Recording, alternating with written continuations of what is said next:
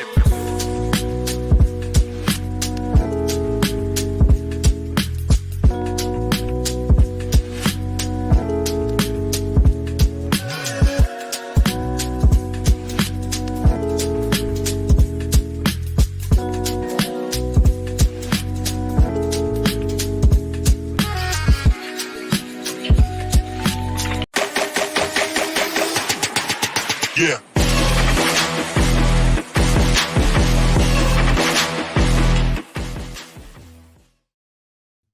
Thanks for listening to the AZ Wildcats podcast. I'm your host, Mike Luke, joined by the boss, the Don, the venerable, everything. We join people now?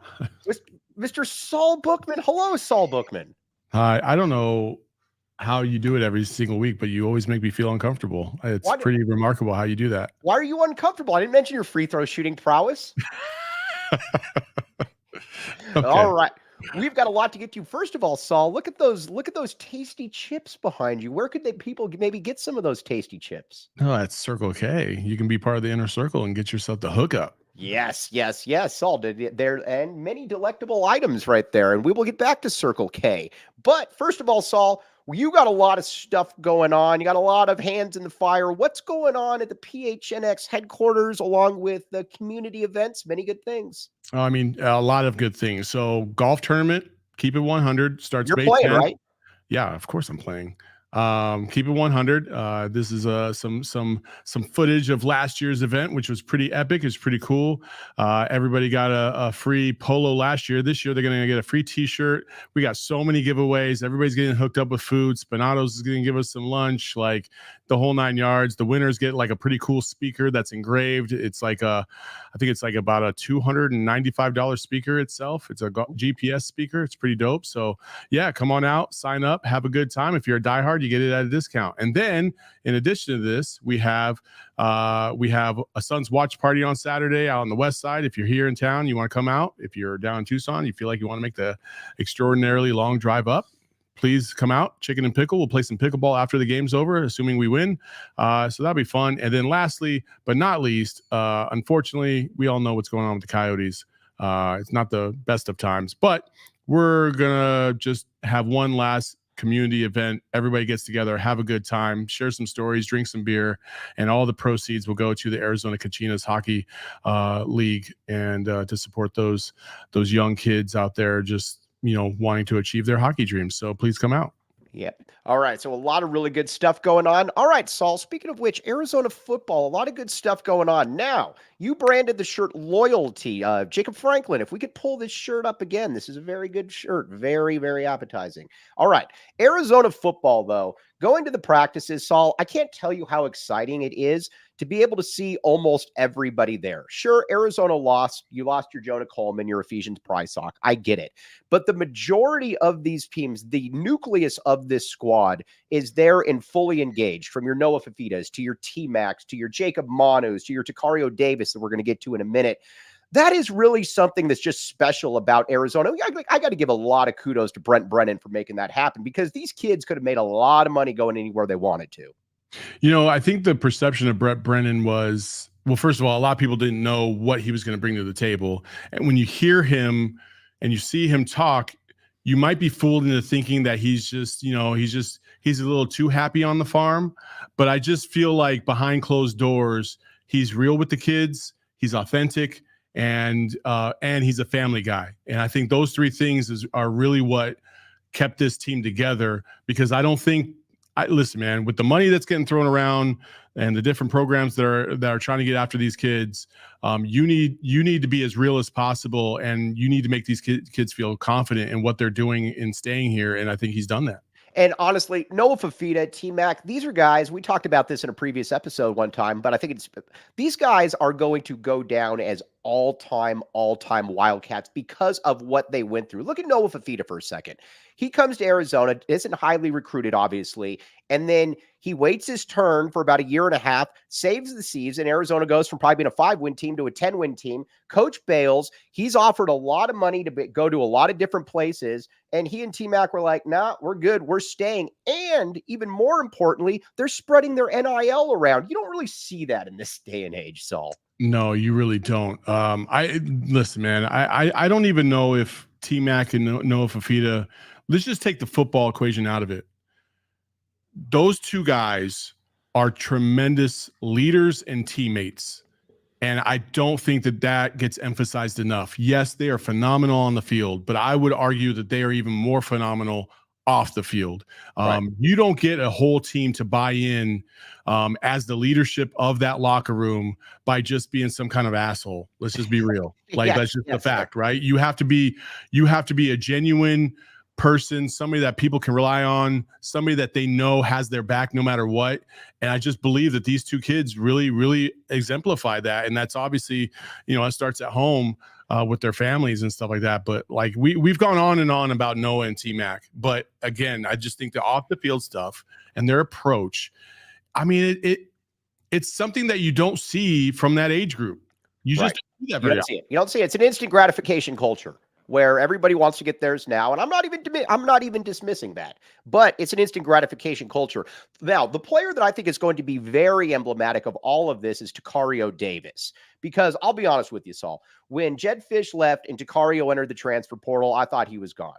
And most people behind the scenes thought that he was going to leave, but he's kept his name in the portal. I've got to give this dude a ton of credit. He is seeing it out with this coaching staff. He's still at practice. Obviously, the portal is open, and make no mistake, for a top flight defensive back, this dude can get at certain schools, he can get $650,000. He is that kind of player. He's an NFL type guy. And the fact that he is sticking this one through is even more remarkable, I think, because it's just different because everybody thought he was gone. After a while, we knew pretty quickly that nobody really thought T-Mac or Noah were leaving after about 4 or 5 days.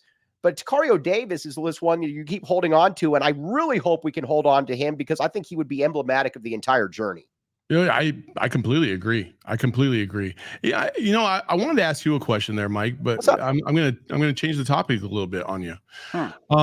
I also think that guys like a Noah Fafita, right, a quarterback, are not going to transfer in this second window of the portal because you are asking a lot for a quarterback to shift, go somewhere else. Now, the only exception would be Jed Fish because he knows the system over there. But to learn a whole new group of people, a whole new system with those people, because it's not going to be exactly the same.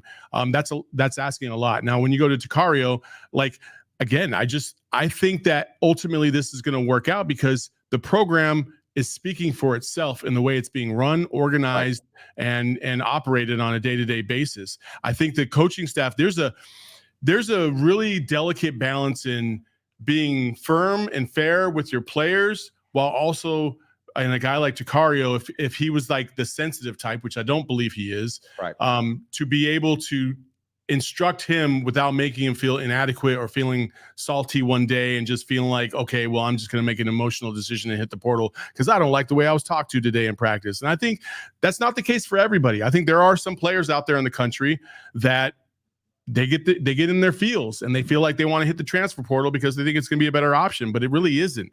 And, I think Tacario sticking this out and seeing the process, I have no problem with him testing the process, testing the waters. I have zero problem with that. I have a problem with players that transfer every year because they're just unhappy every single place they go. If I was an NFL coach, why would I take a player like that? Why would I take a player? Because after 1 year, you're going to already be salty and think that you want to leave, but you don't have that option. This is the professional ranks. I think these kids should act like pros if that's the kind of money that they're trying to acquire. And once they're there in year 1 or 2, maybe you transfer once, but 2, 3, that's a red flag. Les Fafita said something to me really that I thought was really cool one time.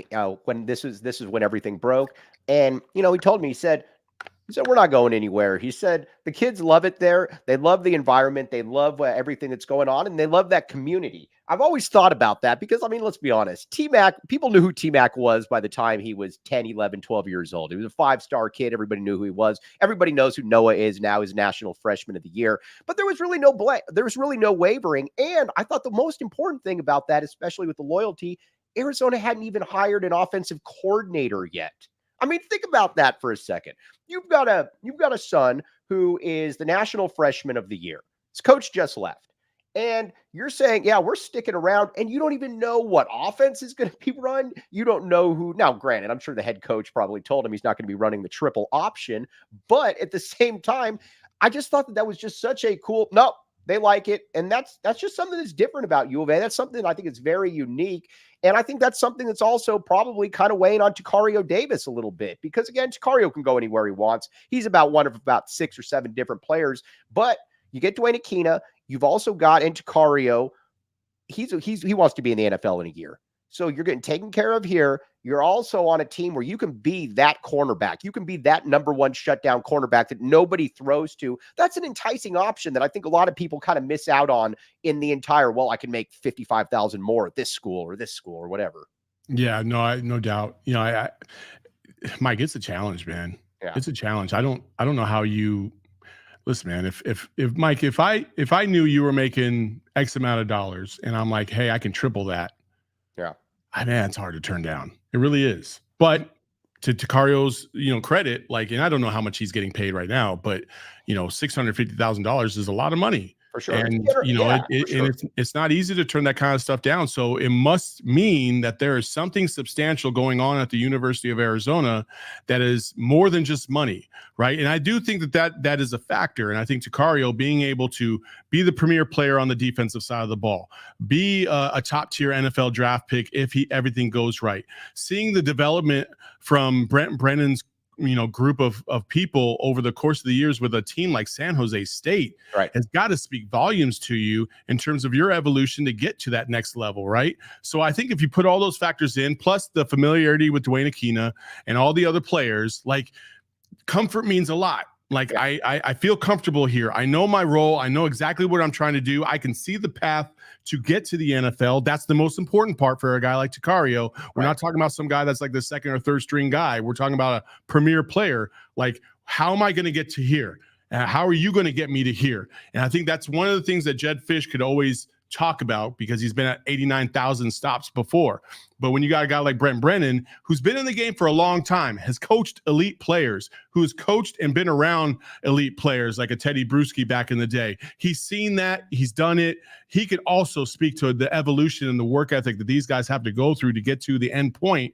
And I think Tacario is getting that message. So hopefully that's going to pay off. Yeah, and I think it will. I mean, we'll find it out again because again, this thing is open for 13 days. By the way, I will say this about the portal. It drives me crazy, but it's great for numbers as well. So I will 1000% be okay with it. AZ Wildcat fan, we tweeted out 3 different times and put in the Discord. We're on Monday through Friday. We're on Monday through Friday. 10:30 every single day. No excuses. I do not take sick days off, even when I don't feel good.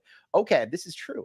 All right, now let's get to let's get to a little bit of that, just kind of what the expectations for this team. And so a lot of people, I think a lot of people are missing the boat a little bit with the transfer portal in that it's always, well, who are we losing? Arizona is going to be able to add players. You look at it, there's 15 open scholarships. So yes, if you lose a player or two, I get it. But I think we live in this society where everybody's just worried about, oh, well, if we lose Wendell Moy, where are we going to be able to do, et cetera, et cetera. Arizona's going to be adding players as well. They know the game at this stage. So people need to remember that. And this portal is going to be loaded with players. You got to get DBs, you got to get D linemen, but overall going to be good.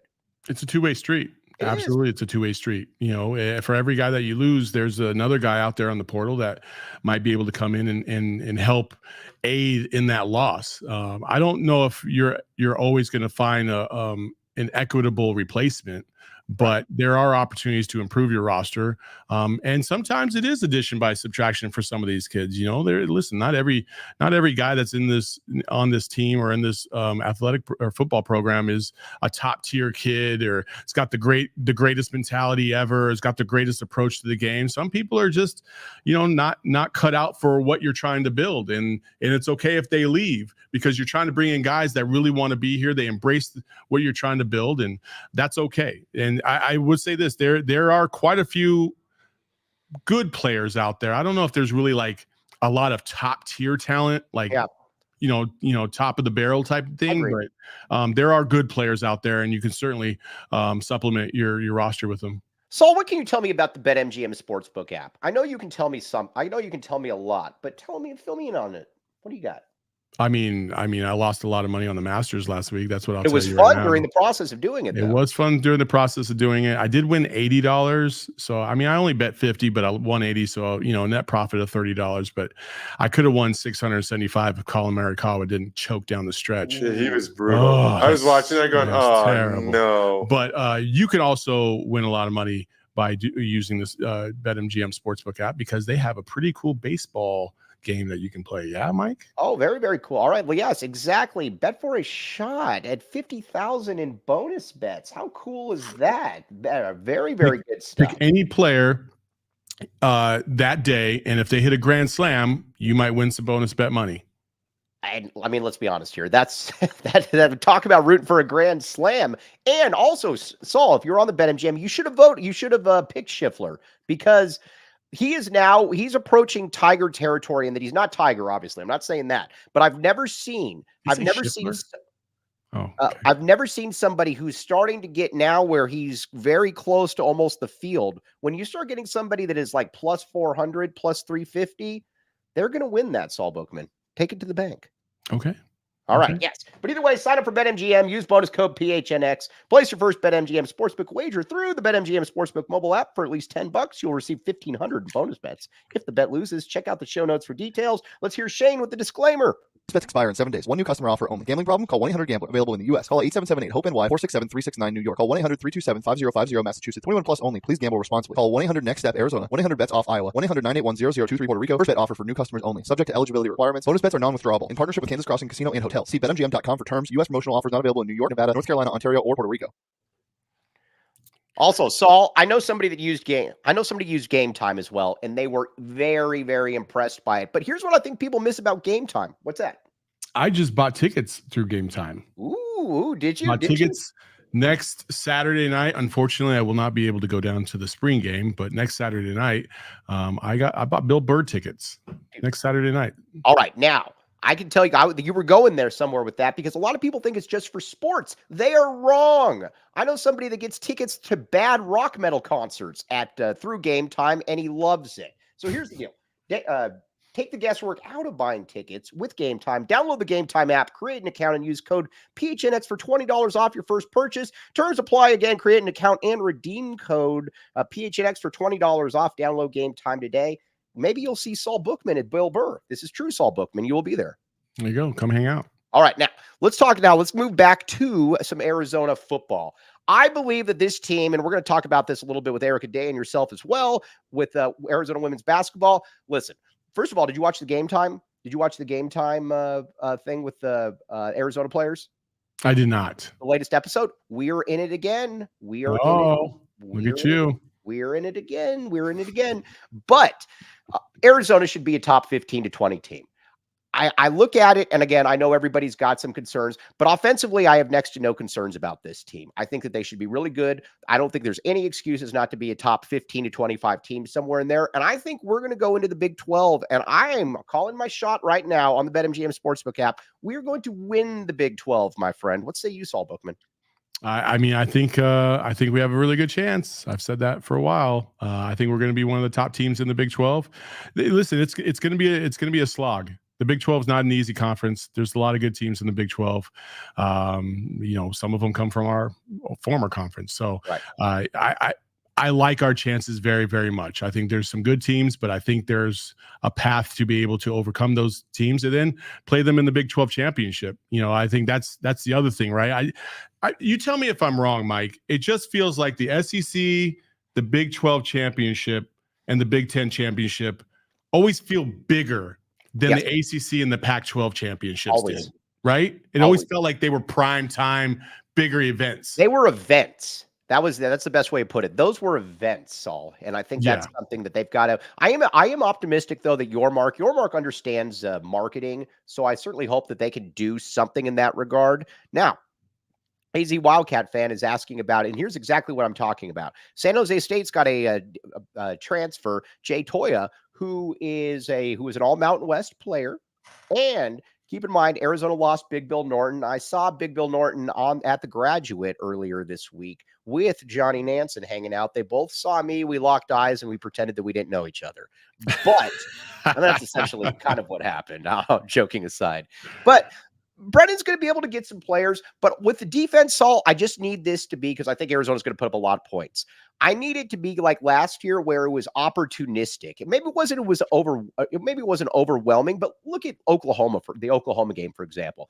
Arizona gave up a lot of yards, which wasn't ideal, but they also forced a lot of turnovers. I need turnovers forced out of this defense, and that's why I'm also very happy that Dwayne Aquina's back and these defensive backs, especially in the secondary, are there. I need turnovers, Saul. Yeah. That was the problem the year before last, is that we couldn't get enough turnovers, and that's why we kind of struggled through the season. Last year, we were able to get a lot of turnovers. We were like third in the pack in terms of turnovers. Again, it's always a measuring stick for the defense. You got to force the ball into your own hands from time to time. And I think this team does have the athletes to be able to impact the game at that level. We go to a Tacario Davis, Jacob Manu, things like that. Like, that's exactly the type of players that make a play. And we saw that last year against Oklahoma. We saw that multiple times. We saw that, what was the other game? UCLA, I think, where, we just forced a lot of turnovers. That's just what they do. Well, I mean, look at the Mississippi State game even. I mean, Arizona got into that tremendous hole early on, and then they started forcing turnovers and even getting back. I don't want to talk about that game. Yeah, that was a very rough game. I agree with you. That was the game, in my opinion, that was the game that kept us out of a New Year's Six bowl. Yeah, for sure. No doubt. Let me ask you this. Do you think, are we going to know, will we be able to accurately grade Brent Brennan as a coach after year one? The reason I ask this is because normally I don't think you can. But when you inherit a pretty good roster, it gets me to thinking a little bit. What say you on this one? I would say to a degree. Mm-hmm. Now, the thing that's going to stand out is, are his players in position? Are they locked in? Do they know what they're supposed to be doing on a play-to-play basis, right? If they don't look lost, then yes, I think you can adequately evaluate what Brennan brings to the table. But if there's still a learning curve, trying to figure out what, who's supposed to be doing what, and the new system that they add and all this other stuff, then I think it's a little difficult to grade him, because you don't know if it's on the player or on the coach, right?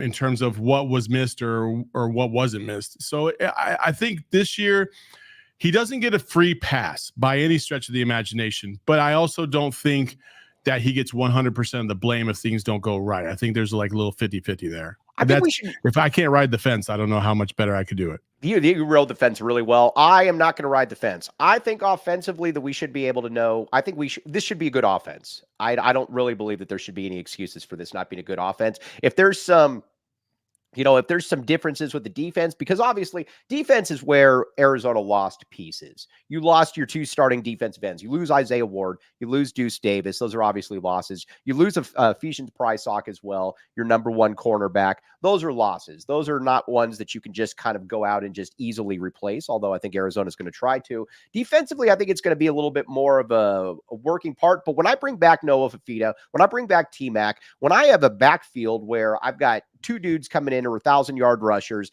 and Speedy Luke, fam, and I returned 4 out of 5 offensive linemen and a fifth one who was going to start, I believe that the offense should be good to go, Saul. And especially, too, when you've got a cerebral quarterback like Noah, that this should be a good offense. The offense should definitely be ahead of the defense, for sure.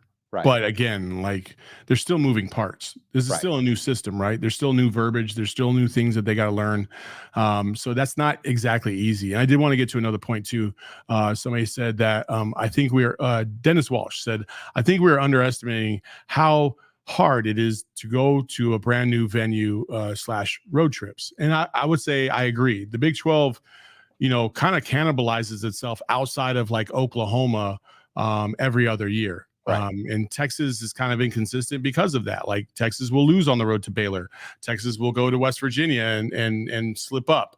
Kansas State will have a good run, and then all of a sudden they randomly lose to some team that they have no business losing to, and it costs them a huge bowl bid. Like that is kind of the MO. It's the same thing in every conference though. Like the Pac-12 is the same thing. You never know, like you're going to show up to Oregon State one year and all of a sudden like they're going to beat the brakes off of you out of nowhere. Like it is what it is, and that's fine. But I going back to your point, I do think that you have an elite offense if you make sure that you don't shift it too much and you take advantage. And I think this is the one thing that Jedd Fisch did not nearly do a good enough job with, is scheming for your players that have elite skill sets in putting them in the right position.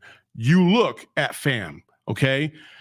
I just felt like there was more opportunity to get the ball in his hands in a variety of different ways that were just not exposed enough. You were calling this for this all season too. All last year, all off season so far. Like I'm going to keep pounding the table. Like that guy has elite speed. He has elite talent. You've got to be able to find a way to get the ball in his hands and show what he can do. And I think of the small little spurts that he got the opportunity, he did very well. Right. It just wasn't enough of it. And I thought that he was like outside of T-Mac and Cowing, I thought that he could be that hybrid slot receiver, wing back that Arizona could have used a lot more. And, who knows if they use him a little bit more, maybe they average another 6 points a game just because of the gravity of his weight. Yes, exactly. Now, we are going to get to some Arizona women's basketball. We have Erica Day, who's going to be somewhat of a weekly contributor, and Saul Bookman, who are very, very big, very knowledgeable. I'm looking forward to this. But first, Saul, I wanted to ask you this. As a great shooter, as a person who was very efficient on the court, Saul Bookman, what do you want? Caleb Love is coming. If Caleb Love comes back, I've been wanting to ask you this for a while.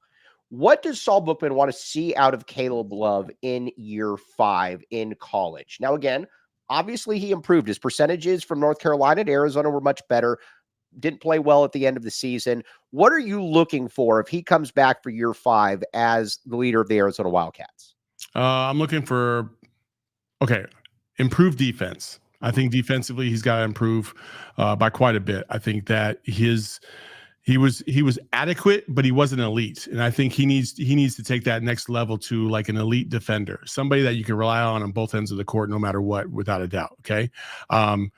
Second, as great of a scorer he needs to be a lot more efficient scoring wise. Yeah. Far too many games where, he'll be 2 for 10 from 3, and you can't have too many of those when you only play in 30 games a year. So right. I think efficiency at every single level is the thing that I would be looking for the most. I'm not really looking at him to improve his handle. I think it's adequate enough for what he's trying to do at the college level. If he wants to get to the NBA, he's certainly going to have to work on that handle because he does not have NBA level handles yet, right? Like he's kind of like Devin Booker, right? Devin Booker is so good with his dribble, not handle, and he can get to anywhere he wants to get onto the court. Caleb Love is good with his dribble, but he's not elite yet with his dribble to get to anywhere he wants on the court. He still needs a little bit of wiggle, and for his size, he needs a little bit more of a handle. And the difference between dribble and handle is dribble is basically just the act of dribbling. It sounds really elementary to get from point A to point B. Can you get from point A to point B with a dribble? That's a dribble, right? Like that's just the basic. Handle is, you're talking about cross-ups, behind the backs. You look at Kyrie Irving, right? Yeah. Kyrie Irving and Devin Booker can both get to the same spot, but they do it in dramatically different ways. And because of that, Kyrie Irving can create a lot more separation from time to time because of his handle. That's what makes Kyrie Irving so elite with the ball as opposed to a Devin Booker, who's a tremendous, efficient scorer and can get to his points and his spots at will, but he doesn't do it in a way that creates a little bit more uncertainty on the defensive side. Why does Devin Booker dribble into players so much? I've never understood this. So Devin Booker dribbles into players because that's how he gets separation. He dribbles them, gets them off balance, steps back, and then takes his shots, right? That's what he has to do because he's not an elite athletic guy, right? He doesn't have like 4.2, speed or his lateral quickness isn't an elite level, but it's very good. And when you're playing against elite defenders, you got to use every trick in the book, and you got to use your body to force your way into guys just to get a little bit of separation when you take that step back to get your shot off. And Devin Booker is one of the best in the game at doing that. All right, now and that's what Caleb Love has to do. Caleb Love. By the way, we're going to roast Erica L. Day on the first. Erica, we should let Erica join the chat now. Erica messaged me one time, Saul, and I want you to tell me about what you think about this. She said, "Why can't Caleb Love be Ja Morant? He looks like Ja Morant to me." I see no Ja Morant in Caleb Love. Why do we have to roast Erica? Erica just got here. There's very little Ja Morant in Caleb Love's game. Let my man live. All right. Now, we are going to talk some Arizona women's basketball. Now, Erica, as all of you know, Erica knows all the players. That's a very, very good way of putting it. Erica knows all the players. I'm going to ask you guys this, both of you. Adia Barnes, I believe that Adia Barnes should have a lifetime contract at the U of A. I'm getting that out of the way now. I have seen Nia Butts. I have seen, and again, and this is with all due respect to Joan Bonvicini, did a very good job here, but Arizona was kind of that once every 5-year NCAA tournament team. Adia Barnes has the upside. We have seen what Adia Barnes can do. A couple years ago, it looked like Arizona was on the verge of becoming a juggernaut. What does Adia need to do? Does she have the roster in place now, the nucleus, to be able to get Arizona back there, led by somebody like a Jada Williams? What do you guys think? I'll let Erica take that first. I believe in Jada Williams. I was on the Jada Williams train long before she got here. And when she committed to the University of Arizona, I knew it was going to be a great fit. She has no reason to not be successful here. I know Adia was talking yesterday on the radio about how NIL is kind of a prohibiting factor for her here at Arizona. That doesn't affect Jada Williams. She has her own separate NIL that doesn't even have to cross Arizona. So I think Jada's safe here. Jada's girlfriend is here. Jada is here for the long haul, and Jada wants to win. So Jada is willing to do whatever she needs to do, whether that's come out of the starting five. Jada's willing to do whatever she needs to do to see Arizona be successful. And she's a point guard, a true point guard, which is something that Arizona hasn't had a ton of there, Saul.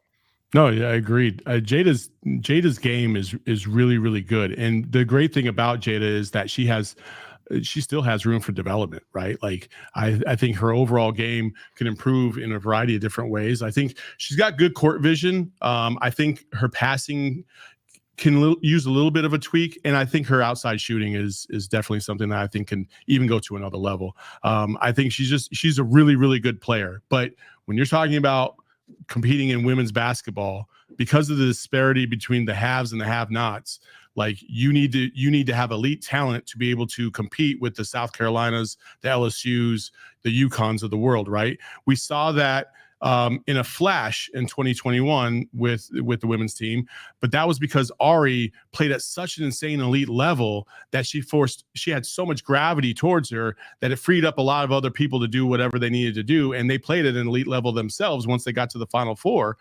So if you're hoping for that to be the model, I don't think that that's sustainable. You can't expect one person to carry the load like Ari did back in the day. So you have to disperse it, but that doesn't mean that each individual can't play at an elite level either. So I think Jada can be the bell cow for that. She's the leader on this team, in my opinion. Like the way she goes about her business, her focus, she's all about ball, which I love. Like I think that's what the separator is between her and every other point guard in the country. She's got that mentality, and which reflects Adia Barnes. Let's talk a little bit about Montoya Dew and Brea Cunningham. These were also two top 20 recruits coming in because, again, that's like Saul said, you're either the haves or your have-nots. And Arizona's got highly rated players on this roster. Obviously, one was hurt this past year, Erica. Other played. Tell us what you're looking for out of both of them.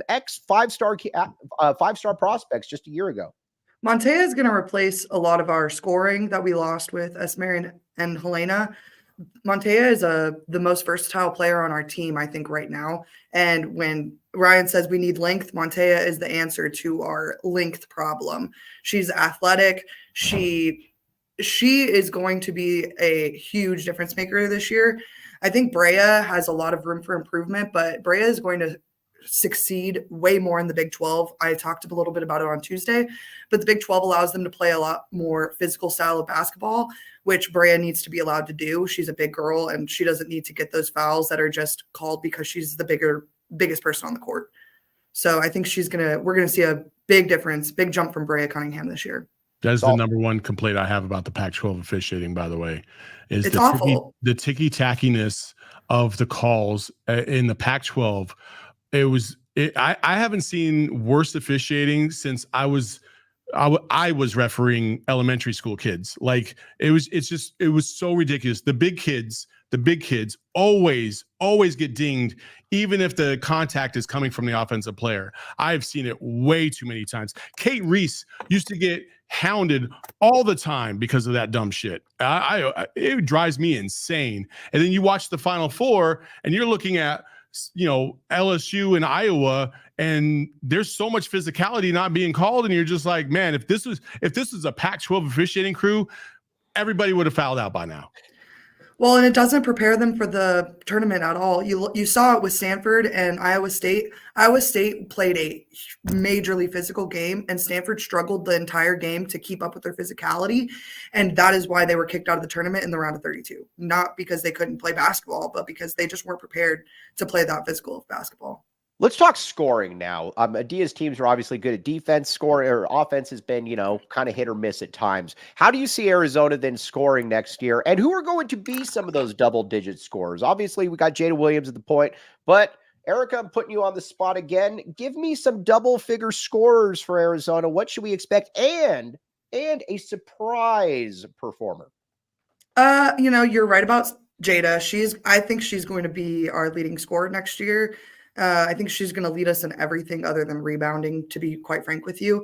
I think she's going to take a huge defensive jump in the offseason. I think that's where the bulk of her improvement will come from, is in her defense.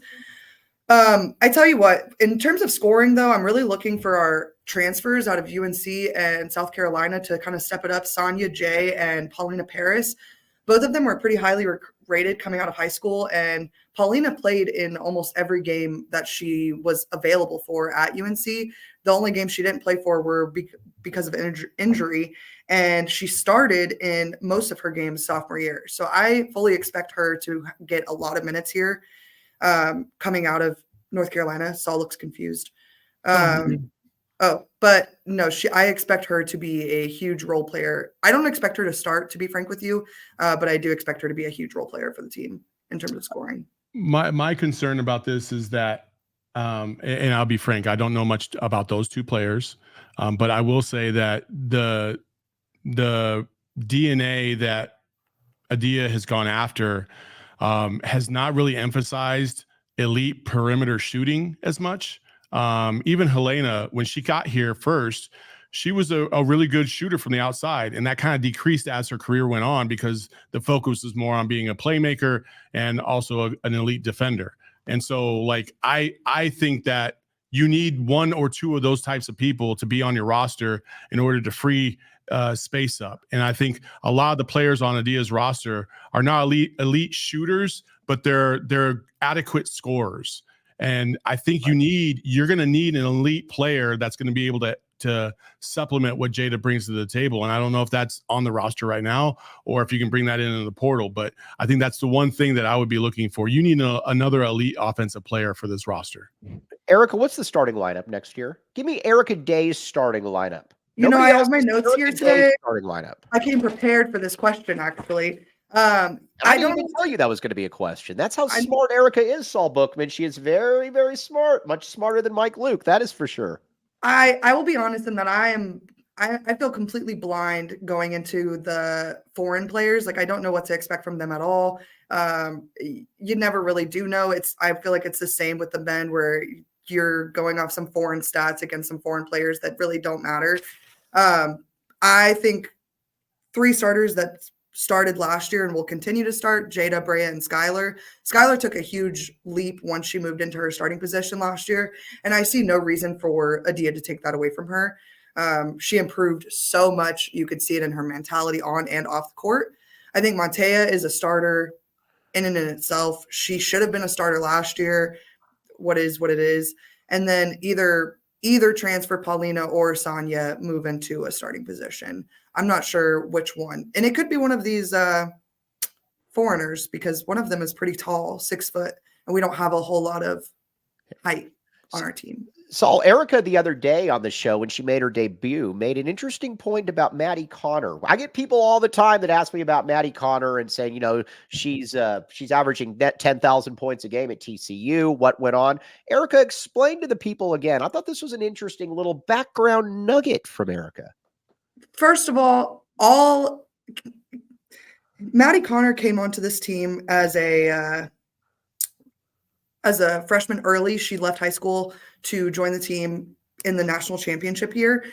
All of her friends were older. Kate Reese, Lauren Ware, Lauren Fields, all of her teammates were seniors last year and ended up moving on to new programs.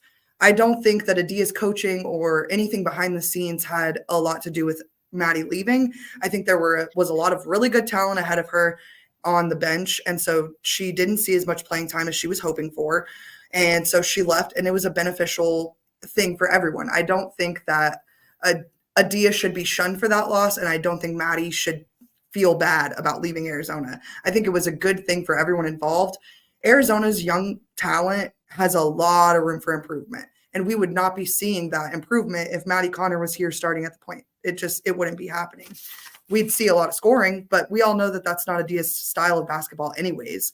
Maddie Connor was never going to play defense. It literally was never going to happen. We see it at TCU now. She was never going to fit it in the system. So, while it sucks because I spoke about it the other day, I hate losing a hometown kid. I think there's nothing better than having someone that wants to be here from the state. But again, I think it worked out in everyone's best interest, and we've made it out swimmingly after she left. All right. I think that this is kind of the reset year, to be honest with you, with Adia, because, and again, Caitlin Gilbert's Erica's friend, so I will not say anything, but Arizona did get, for whatever reason, maybe it was just Arizona looked like a little bit more cohesive unit once Caitlin was, moved on. And I think now Adia's got the roster that she wants because for whatever reason, I don't know, it always seemed like there was a malcontent or two, but that's the way college athletics is now. So I'm not really diminishing that. But when you've got Jada Williams, who has been the person that I think is going to, that's going to be the person that you're going to be relying on for all of this. I think you've got a roster of players that are all in at this point that you're not having to convince to be here. And I think that's a big thing with this, Saul Bookman. I think that was the unfair thing about hey, listen, I think anytime you have a mass exodus, like we saw, it raises some red flags and some concerns. And when you don't know what's going on in the program, you're left to your own assumptions. And that's why you have to rely on the people that are around the program that hear and talk to the people that are inside that program. And listen, when you have somebody, that leaves the program like why am I forgetting her name? Aaronette Von Najee. Yeah. When she leaves the program, and then is throwing some shade your way, like that's never going to look good because it just accentuates what your prior thoughts are onto why everybody else is leaving, which might not necessarily be fair. Some kids, listen, man, I have two 16-year-olds, I have an 18-year-old, and I have a 25-year-old. Okay.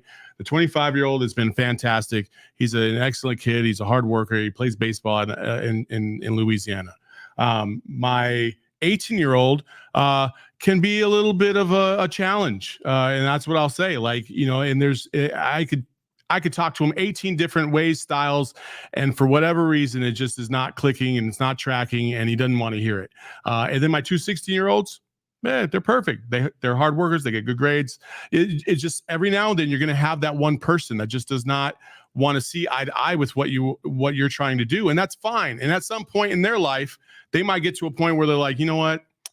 Maybe I had that wrong. Maybe I needed to grow up myself to realize what's happening. And I think a lot of people have understood, like if you've dealt with teenagers, you understand what that process is like sometimes. And I think with Maya, hey, maybe she's going through a process. She's going to get her medical degree, which is fantastic. But maybe there's some maturity that needed to happen on her end as well.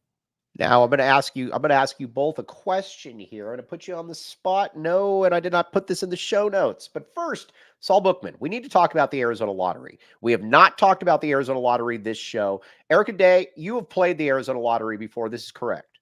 I won, actually. You didn't know? Wow. Saul, Look at this, man. We bring people on that have won the Arizona Lottery. Saul, have you won the Arizona Lottery? No. All right. Yes, well, I you don't know have. that I believe. I have. Everybody that wins the scratcher wins the Arizona lottery. Oh, okay. Saul Bookman on here, the boss, the Don on here fibbing about the Arizona lottery. If I don't have cash in my pocket, it don't count. Right, that's a good one. I noticed that about Saul at the airport. I am the last generation, I believe, that carries cash on them. A lot of people. That is the lie. What's that? That is a lie. What do you mean? I have cash in my wallet right now. I said I am the last generation. Your generation clearly carries okay. cash. I have cash. You carry cash on you, Jacob Franklin? Yeah. Well, you're You an guys anomaly. know that women believe that cash is fake money. I'm telling you, kids don't carry cash. They don't. Anything I buy with cash is free. Right, seriously. Jacob Franklin, you are an anomaly. But just like Jacob Franklin, the Arizona Lottery is not just about playing games and winning prizes. It's about giving back to the community and the state. Visit azadventure.com for more information on how you can take the adventure for a chance to win $1 million in cash and Arizona travel prizes. All right, so we have multiple winners of the Arizona Lottery here. Erica Elday, Saul Bookman, Jacob Franklin. Have you won the Arizona Lottery then? Absolutely.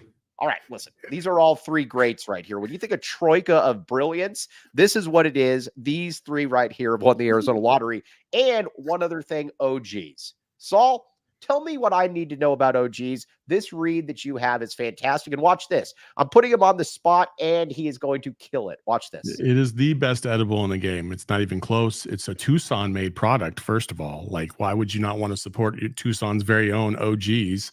The best edible in the game. You can get your sativas. You can get your indicas. So if you want to get a little energy, you want to mellow out, either one will help you out. And if you want to maybe get an overall vibe, a nice little feel, you can try that Rick Simpson oil, RSO, which is pretty elite. And then they have this big old mega slice thing, which is just, I think it's orange berry or something like that. And each slice is 10 milligrams, and it's fantastic. It tastes delicious, and you can't go wrong. So go to ogsbrands.com, find the closest dispensary to you, and enjoy. And you must be 21 and over to experience it. And to enjoy responsibly. How good was that? Well, many people have to read off a script. Saul Bookman has the script in his head. I've done it 89,000 times. That's why. All right. I want to ask you this. Our top 25 next year for Arizona women's basketball. Are these realistic expectations? Are these what we should be pushing for? What does Saul Bookman and the great Erica Elday want to see? Always. I want a conference championship. I think Is that realistic? I think it's realistic. Yeah, I really do. I think with the youth on our team that got the playing time that they got last year, I think our biggest competition, I said it on Tuesday and I'll say it again, is Iowa State, the Cyclones. They're going to be really, really freaking good next year. And Kobe does have a point that TCU is probably going to be pretty solid also. But I think we have a real shot at being pretty good next year. Kansas State surprised a lot of people last year too, but they lost a few players. Yeah, they lost players, yeah, for sure. But Jeff Mitty over there has done a really, really good job with that program. That was a bottom feeder for such a long time. So you never know who's going to get through the transfer portal. That's a tough. His name's Jeff Mitty. Mm-hmm.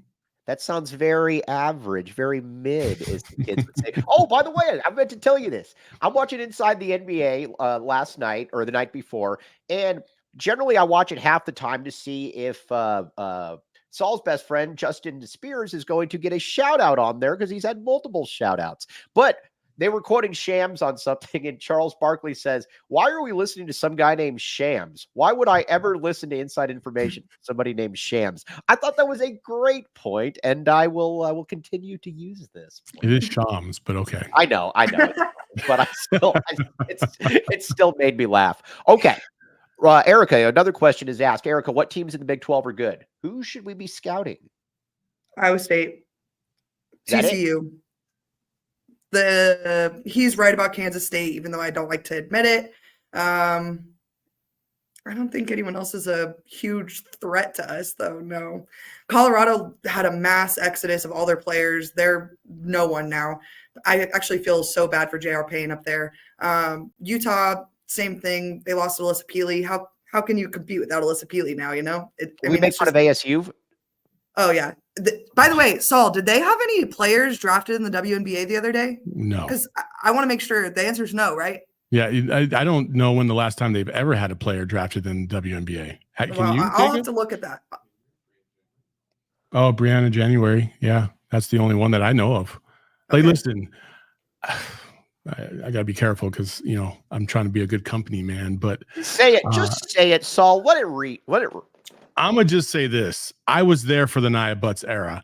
I saw those players walk out of the locker room like they didn't give two shits about what was about to happen on that court. I saw these players walk out onto the court after halftime, after getting dog walked in the first half by 20 points with ease, and just kind of go through the motions, like no big deal, en route to their 1-17 Pac-12 record, right? I see a lot of that here. Ooh. But that's always why I said